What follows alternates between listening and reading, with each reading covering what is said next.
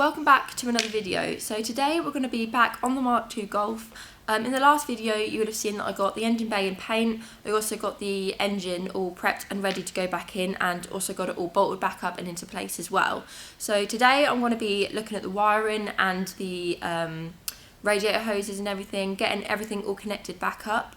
So quite a while ago, I think it may be the first or second video, I labelled pretty much the entire engine wiring loom. So luckily that should help us out today with plugging everything back in. I mean, you can't really go wrong in a Mk2 Golf, everything kind of has its own place, but it definitely helps when it comes to putting it back together. So we're going to get everything plugged in today and hopefully get it up and running. We're also going to get the timing light out and just go over the ignition timing, just get that all spot on. Pretty sure I've got my Haynes manual so I can double check what the advance is on that. So we should be able to get that running quite nicely. As I mentioned in pretty much every other video now, I'm not a painter. I'm also kind of not a mechanic. I'm actually a fabricator, but I just wanted to give myself a bit of a challenge and just see how it turns out. I mean, so far it's turning out quite good, apart from one kind of pretty major mess up, but apart from that it's going pretty well. So hopefully it'll all start up and run okay, and I can get using it over the summer and start enjoying the car a little bit more. While it's been tucked away over the winter, I kind of missed it a little bit, so hopefully I can get it out now and start enjoying it for what it is. So yeah, I hope you enjoyed this video. As always, don't forget to like and subscribe. All the links for our social media and website and everything will be in the description box below, so you can go and check that out, give us a follow or see what we're getting up to. And yeah, so I hope you enjoy.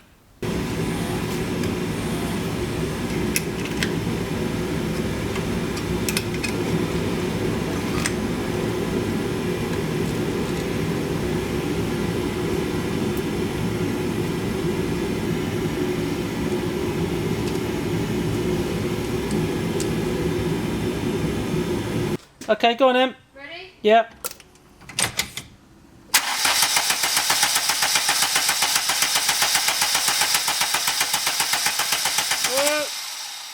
It's up and not right because it ain't firing. No. I think everything's connected.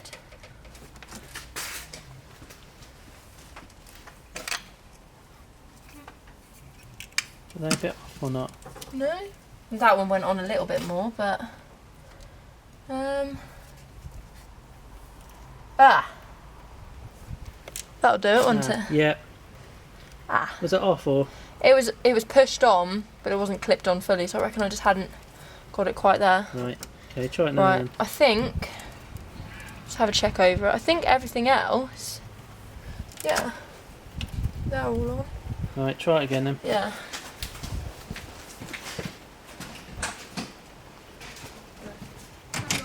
Yeah. Go on. Yeah. Right, turn off. I need to do a little bit of explaining as to where I'm at now. So, as you can see, I've got the engine all in. I've also been driving the car for a few months now. Obviously there was quite a gap in the videos, and I did explain that in the last one if you haven't seen that. So right now, I've just been driving it, daily in it, and just fixing any little niggly problems that I get with it. One of the main problems is that it's still a little bit underpowered. Now I think this is down to the ignition timing, so in a little while me and Dad are just going to slacken the distributor off and just play with it a little bit, get the timing light on it and see if we can get it a little bit better. So you'll see that it also needs a bit of a clean, it's still a bit dirty, but everything is in there. I haven't, apart from it being a little bit underpowered, I haven't actually had any problems with it whatsoever. It's been driving really nicely, haven't had any issues with starting, so I'm really happy with that. I've still got a little bit more work to do, so obviously you can see that the air filter is all cable tied up at the minute. That's just because I kind of rushed it, ran out of time, and I didn't get it all cleaned up and a bracket made like I wanted to, which is one of the things that I'm now going to be doing. Now I've got the car all up and running. Obviously had a few little issues, but you're going to get that when you put a new engine in. But the next thing we're going to have a look at is the ignition timing. So the way we do this is we get the timing light, and there's a little hole in the top of the gearbox just there, and on the flywheel there are some little marks, so we'll go off them with the timing light. I believe this has to be about 7 degrees before top dead centre, if I remember correctly. So what we'll do is slacken the 13mm bolt off on the distributor, and that'll allow us to just turn it, and that will mean that we can advance or retard the timing just to get it absolutely spot on to where it needs to be. And then what I'll do is I'll take it up the road, try it out, see what it pulls like, and then if we need to adjust it any more than we can, I'm going to let Dad do that bit, just because A, he knows a bit more about what he's doing, and B, it's easier for me to just sit inside and hold the rev.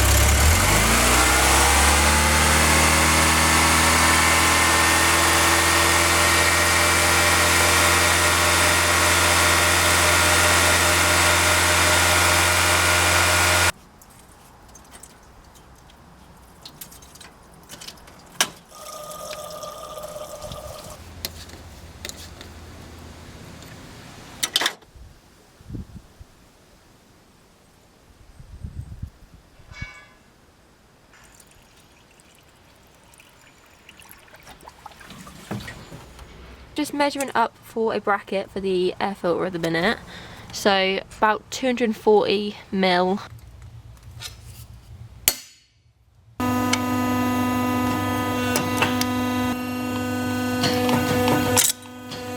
There's the bracket all bent up. I've just put it into primer as well, so I just need a few more coats of that, then I'll just put some silver on it and then it can all be bolted in. I've just put a bolt, or it's got a bolt on the underneath, just going through one of the holes in the chassis rail. It's a countersunk bolt, so it sits in there really nicely. And I've just stuck my hand up the chassis rail and put a nut on it, so it's all nice, secure now. Just bolted on the side of the MAF, which should hopefully keep it nice and secure. I've just got cable ties on it just for safety precautions, but they'll be coming off soon. What I found works best for me as a bit of a beginner when it comes to machine polishing, I found that the Meguiar's Ultimate Compound, going over a few passes with that, and then going over it with the Ultimate Polish after, once I've rubbed all that one off, brings it up really nice. Like, it gives a really good shine. I've used it on old paintwork as well. This is the polisher that I use. This is just the one that we've had for ages, that doesn't really get that much use, just needs a bit of a clean. That is not actually old paint, that is just stained, so don't worry too much about that. So this is what I use. It isn't a DA polisher, it is only just a rotary polisher, so you have to move quite quickly with it, so I've been told, which is what I try and do. But yeah, this is all I use, and then I just go over it with a turtle wax paste wax, and that has worked pretty well for me. So I'm just going to get the Golf wings done. I'm not too worried about the valance, that's not really that important for me, but yeah, I'm just going to get the wings all polished up and then waxed, and then we should be good to go.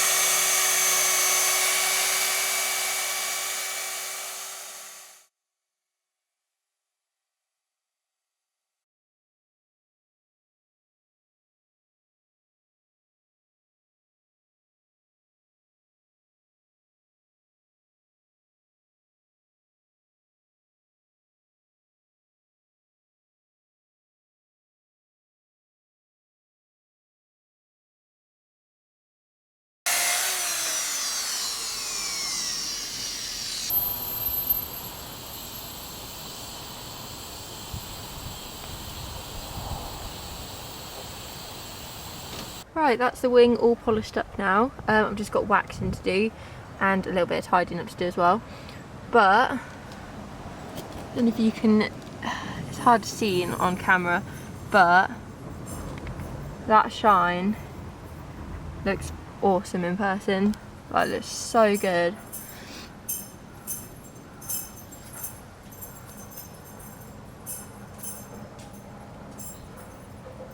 Right, so that is the Golf officially done. New engine in and running, sweet as. Taken it up the road and tried it. It's all running lovely as it should. The wings are all polished up. The only thing I need to do is stick the arch spats on. They need to go on as well, which I have forgotten till now.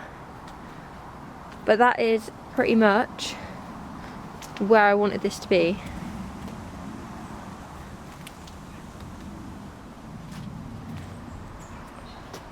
Of course there's always jobs that I need to do to it and always things that I want to improve on it, but there always is with project cars, but it's just another step closer to being where I want it to be.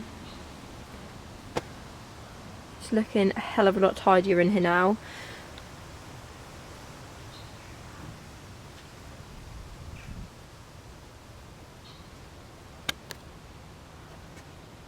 Right, so that's it for this video. The Golf is now all up and running, running lovely, driving lovely. I know I'm going to have a few teething issues, but you always do with these kind of things, so I'm just prepared for that. Waiting to see what it chucks up at me, but hopefully we can overcome it.